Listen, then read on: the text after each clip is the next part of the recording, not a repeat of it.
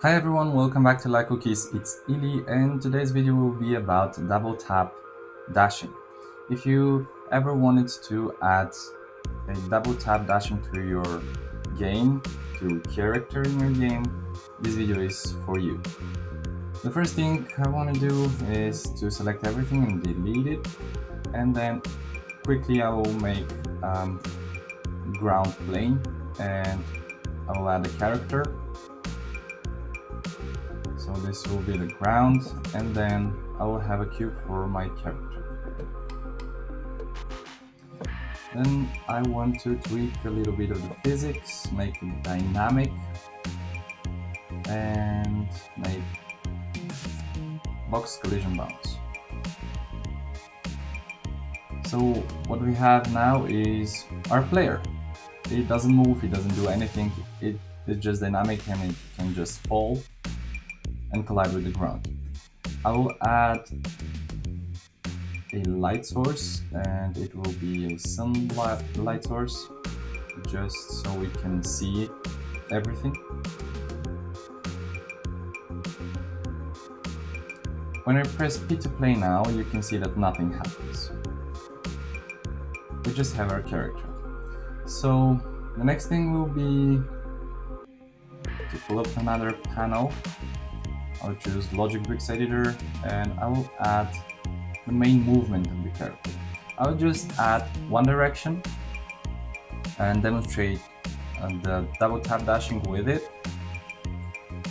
So you can basically repeat the same things you will see here with all of the other directions of movement. So I will need a keyboard sensor. It will be W, and it will be for motion for the y-axis. I'll enter 0.3, and as you can see, if I press P to play now, you can see that the character is moving when I press W. And that's all for the main movement. Next thing will be to actually add the double tap functionality of dashing.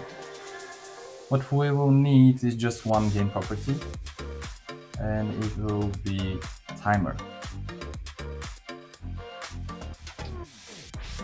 Its initial value will be 1, and I will name it W dash. Of course, when you repeat this for all of the other directions, you can add another game property. You will need one. You can name it, let's say, A dash, so this will be for dashing on the left side, and again set it to 1. But we won't do this here. Just mind you can repeat everything for all the other directions. Next, what we want to do is I want to add a keyboard sensor again. It will be W dash, and it will be again W, but this time I will click tap. Next, what we want to do is we want to reset the timer every time we tap the W key. So property actuator and assign W dash, let's name it W dash timer.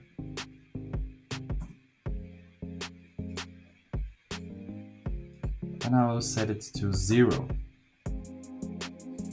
Okay, so next I want to add a property sensor so I can check if the W dash timer property is between the interval of 0 and 0.5. So this will check for the second tap. It will check whether it's fast enough. So I will add another AND controller, and I will connect this sensor and this sensor to it. and then I will just make the dash motion. It will be the same as the front motion, just faster. So 3 here. And the final thing we want to do is we want to reset the timer property to be out of this range. So I will set it again to 1.